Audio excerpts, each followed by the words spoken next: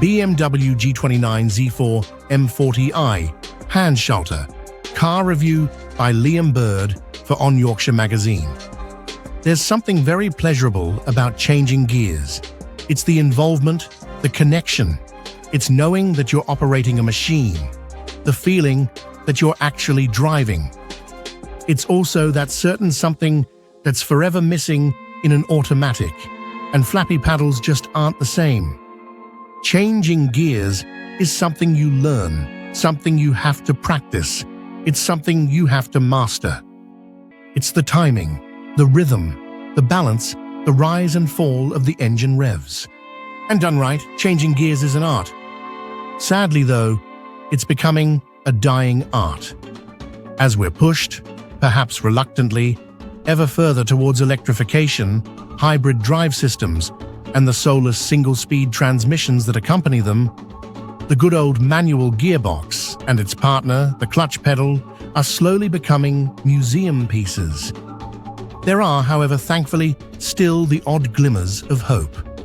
When it was first launched in 2018, ironically a time when picking the automatic gearbox option usually meant paying a premium for doing so, BMW's G29 Type Z4 was available exclusively as an 8-speed auto.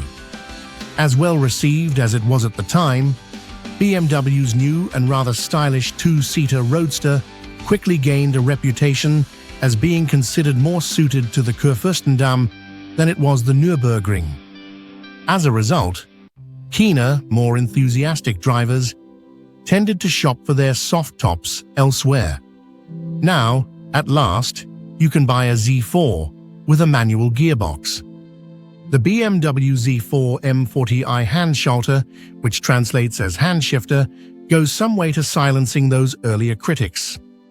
Available currently only as a 3.0-litre turbo in frozen deep green and with a fudgy or tan-coloured leather interior, the Handschalter not only gets 3 pedals and 6 gears you have to select yourself, but it also gains a new front anti-roll bar clamp and wider 20-inch rear wheels. The fronts are 19-inch. I should perhaps also point out that ticking the box for a manual Z4 now means BMW will relieve you of an extra £5,150 over and above the £60,075 it already asks for the Z4 that swaps its cogs for you. Funny how times have changed, eh?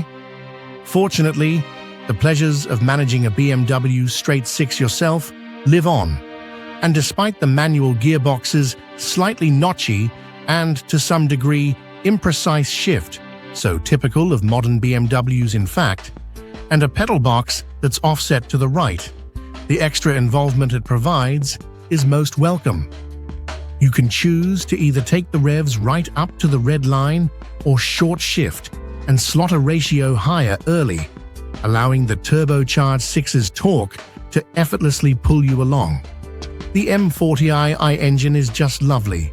It's so smooth, so well engineered. The ride is good too, firm enough not to feel as if you're driving some kind of 4-wheeled Berlin Boulevardier, yet compliant enough to let you soak up mile after mile, hour after hour, without needing to call an osteopath to meet you when you reach your final destination. As a long-distance tourer, the boot will happily swallow a couple's week or two's luggage.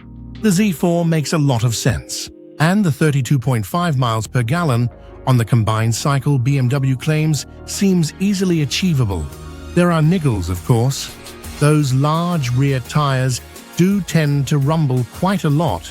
The steering wheel rim is too thick. Again, so typical of sportier BMWs, the roof in our car creaked when raised. Drivers with shorter legs will find themselves having to sit a little too close to the upright dash in order to fully depress the clutch. And try as I might, I never could find a way of switching the almost overactive lane assist, hindrance more like system off. Sometimes it felt as if I was trying to fight the damn thing. Or was it trying to fight me? I wouldn't be doing this job properly if I said everything was perfect, now would I?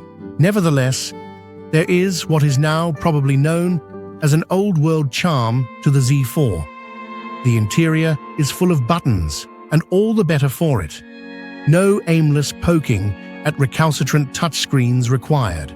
You can heel and tow, the engine is at the front, and power is sent to the rear.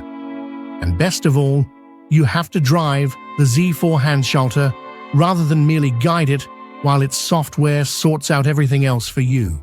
Okay, it is still more of a GT than it is an out-and-out sports car, but one could argue that in being so, it has a wider-ranging, broader, and perhaps more useful character.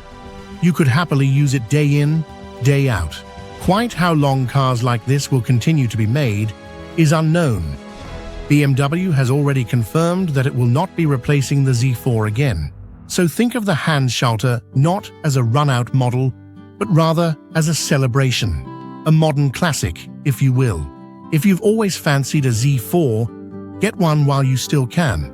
And my advice is buy the Handschalter, the Z4 with the manual gearbox.